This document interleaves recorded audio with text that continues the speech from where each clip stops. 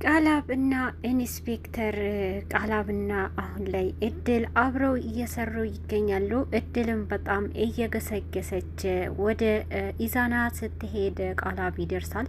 ቃላብ አሁን ላይ በጣም ራስ ወዳድ ከመሆኑ በላይ ሁሉም ጋር ስግብግብነቱን እያሳየ ነው። ቃላብ የሚፈልገው ነገር ባይታወቅም አሁን ላይ ከእድል ጋር አብሬ ለመስራት ያዋጣኛል ብሎ ዜማና አቤኒን እየከዳቸው ይገኛል።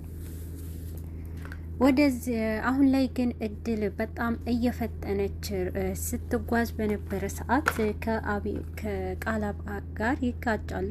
በዚህን ሰዓት ግን ቃላብ አሁን ላይ ያሰበው እድል አካሄዷ ወደ መጥፎ ነው ብሎ ነበረ የሄደው።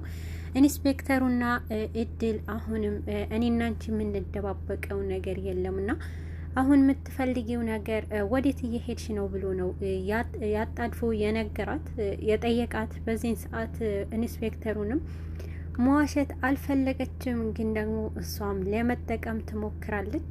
ኢንስፔክተር ቃል በጣም ደካማ ጎን እንዳለው ትደርስበታለች። እሷም ያወቀችበት የኢንስፔክተርነት ደካማ ጎኑ ገንዘብ ወዳድ መሆኑን አውቃለች ማለት ነው። እድል አሁን ላይ ከአቤል ጋር የተስማማቸውንም ነገር አቤልና የኑሃ መሞትን ለቃላብ ትነግረዋለች። ኢንስፔክተሩ አሁን ላይ ከእድል ጋር በተገናኙ ሰዓት አካሄድሽ በጣም ምትሮጪ ነው ምትመሲውና ምንድነው ወዴት እየሄድሽ ነው ብሎ ነው እየጠየቃት። ወዴትም አልሄድም በማለት ትመልስለታለች። ኢንስፔክተሩ በዚህን ሰዓት አትደብቂኝ፣ እኔና አንቺ እኮ ባልደረቦች ነን በማለት ነበረ እየጠየቃት። ነገር ግን አሁን ላይ እድል ነገሩ ሁሉ ለኢንስፔክተሩ ግልጽ አድርጋለታለች። የአቤል እህት ኑሃ ሞታለችና የሞተችው ደግሞ በነ አቤኒን ገድለዋታል ብላ ለመናገር ነው የደፈረችው። ይህንን ነገር ስለተፈጠረ የአቤል እህት ኑሃ ከሞተች በኋላ አቤልም የጠረጠረው በነ አቤኒ እጅ ነው የጠፋችው እህቴ ብሎ ነው የሚያስበው ብላ ነው ለቃላብ የነገረችው። ቃላብ አሁን ላይ በጣም ጭካኔ ይታይበታል። ምክንያቱም እራስ ወዳድነቱ ብሶበታልና በዚህን ሰዓት እድልም ሁሉን ነገር ከነገረችው በኋላ ከነ አቤኒ ጋር ምን ያገናኘዋል በማለት ነበር የጠየቃት። አሁን ላይ እራሷ ያጠፋችውንም ወጥመድ ለነ አቤኒ አቤልንም ጠላት አቤኒ ለአቤልም ጠላቱ እና አቤኒ ናቸው በማለት ነው ራሷ መንገድ እያስተካከለች ያለችው። አቤልንም ካጠመደችው በኋላ ድጋሚ ደግሞ ኢንስፔክተሩንም ለማጥመድ ነው የሞከረችው። ኢንስፔክተሩ በቀላሉ አምኗትና ታዲያ ምንድነው የሚሻለን ብሎ ይበልጥ የሚሻላቸውንም መንገድ እንዲያደርጉ ይጠይቃታል። ኢንስፔክተር ቃል አሁን ላይ ነገሩ ሁሉ ለማጣራት ጥረት እያደረገ ይገኛል። አቤል አሁን ላይ ኑሃ ሞታለችና ገዳዮቹ ደግሞ እነ አቤኒ መጠርጠር አለባቸው ካለችው በኋላ በጣም ጠላቶች አድርጓቸዋል። እነ አቤኒና ዜማ አቤል ስልክ ከደወለላቸው በኋላ ፈጠን ብለው እሱ ጋር ለመድረስና ምክንያቱ ይሄንን ከጀርባ ያለውንም ሰው እናውቃለን ብለው ነው እየተጣደፉት ያሉት። ግን ደግሞ አሁን ላይ አቤል ከቀጠረው በኋላ ብዙ ሰዓታቶችን ያልፋል።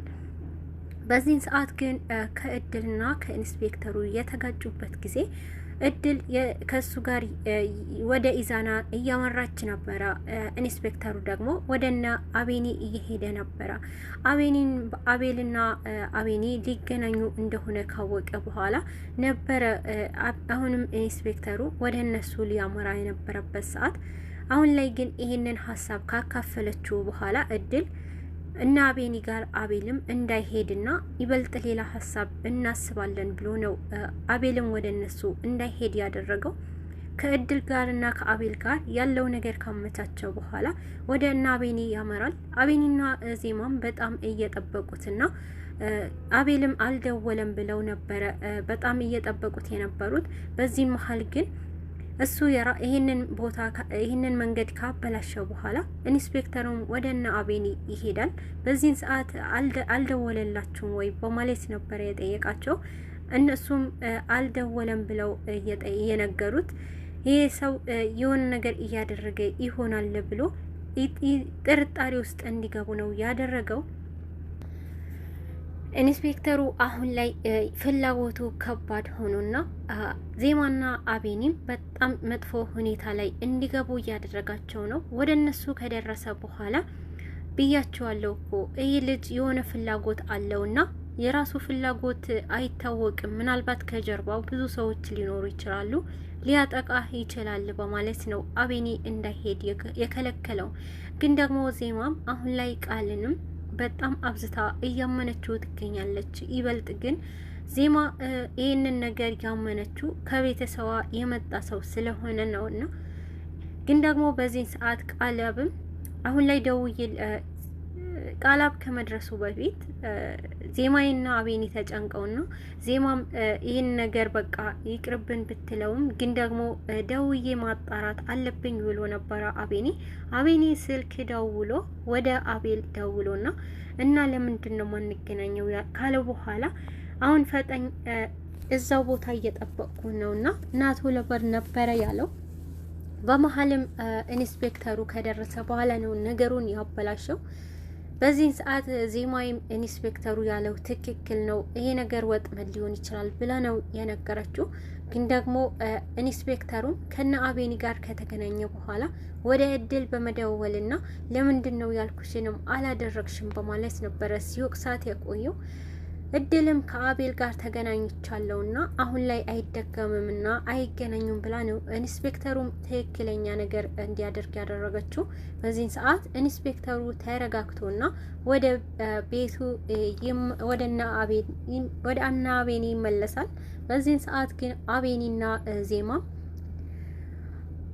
ኢንስፔክተሩ በቃ የተቀጣጠርንበት ቦታ እንሂድ ነው ያለው የነበረው። ኢንስፔክተሩ ድጋሚ ዋሽቶ አቤኒና ዜማን ወደዛ ቦታ ይወስዳቸዋል። በዛ መሀል ግን ሊደርሱ ስላልቻሉ ሊበተኑ ችለዋል። በዚህ ጊዜ ግን ዜማና አቤኒ በጣም ጥርጣሬ ውስጥ የገባው አቤኒ ቃላብን እንዴት ምን ያክል ታምኘዋለሽ ብሎ ነው የጠየቃት። ግን ደግሞ ዜማ በደንብ አምነዋለው ነው ያለችው። ዜማ የምታምነውን ይህንን ትነግረዋለች። ግን ደግሞ አሁን ላይ አቤኒ እንዳላመነውና ጥርጣሬ ውስጥ ገብቷል ማለት ነው። እድልና ከኢንስፔክተሩ ጋር ተመካክረው ከኢዛና ያዘጋጀውንም አሁን ላይ ናቲ ካመለጠው በኋላ እኔ የምፈልገውን ነገር ለማድረግ አሁን ላይ ኢንስፔክተሩ አያስፈልገኝም ብለዋት ነበረ ኢዛና ግን አማራጭ ስለሌለው እድል አስገድደው ኢንስፔክተሩ ከነሱ ጋር እንዲሰራ አድርገዋለች ማለት ነው።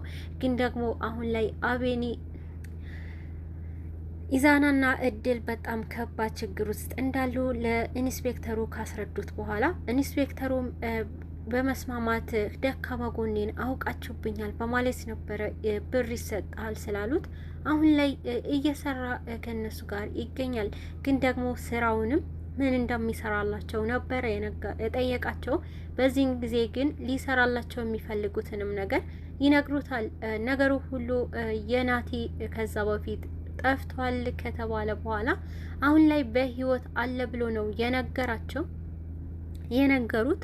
በህይወት መኖሩ ደግሞ ኢዛና እጅ ላይ ነበር፣ አሁን ላይ አምልጧል በማለት ይነግሩታል። ኢንስፔክተሩ በጣም ድንጋጤ ውስጥ በመግባትና ይበልጥ ግን የመገኛውንም ቦታ አንድ የሆነ ደካማ ጎኑ ወንድሙ ልዑል ነው በማለት ነው የነገሩት። ታዲያ ልዑልንም ለማግኘት ደግሞ አንተ ትረዳናለህ ይሉታል። በዚህ ሰዓት ከባድ የሆነ የሚፈልገው ነገር እንደሚያደርጉለት ከነገሩት በኋላ ኢንስፔክተሩም ይስማማል ማለት ነው። ኢንስፔክተሩ ተስማምቶ ልዑልንም እድል ትቀጥረዋለች። እድል ከቀጠረችው በኋላ እነሱ ተደብቀው ግን ደግሞ በዚህን ሰዓት ልዑልና እድልም ፊት ለፊት ይጋጠማሉ። ግን ደግሞ እድል ልታሳግተውና ለልዑል ለማሳገት ነበረ እቅዷ። ግን ደግሞ ጀግናው ናቲ አሁን ላይ ከወንድሙ ፊት ለፊት ገብቶና ኢዛና ፊት ለፊት ገጭ ይልበታል።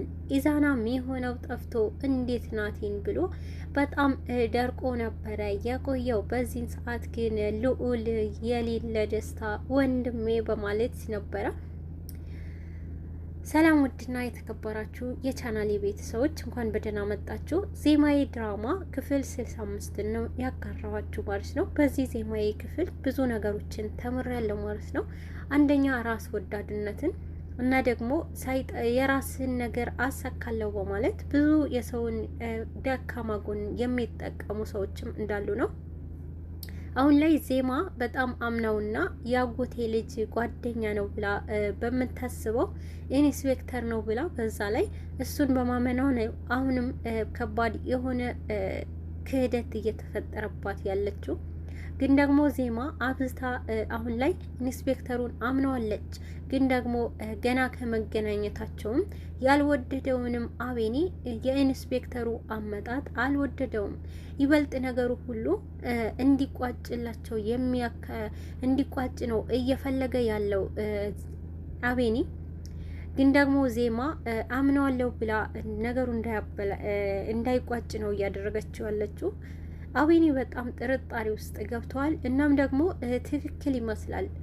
ግን ደግሞ በዚህ መሀል የናቲ ወንድም በጣም ጀግና፣ የልዑሌ ወንድም በጣም ጀግና ነው። ናቲም እንደታወቀው እኛም እንደምናውቀው ናቲ በጣም ጀግና ነው እና ግን ደግሞ በመጥፎ ሰዎች እጅ ታስሮ ስለነበረ ነው አሁን ላይ ይውሉ ከባድ ስቃይ ያሳልፈው።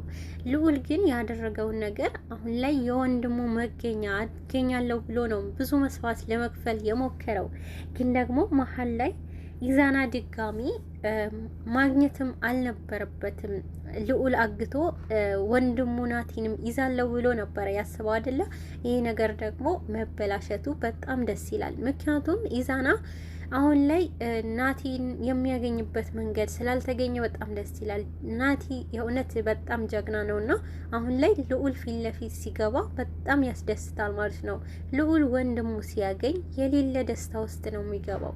እድልና ኢዛናና እድል ደግሞ ከኢንስፔክተሩ ጋር ከባድ የሆነ ጭንቀት ውስጥ ገብተዋል። ያስደስታል። የዛሬው ይለያል ማለት ነው።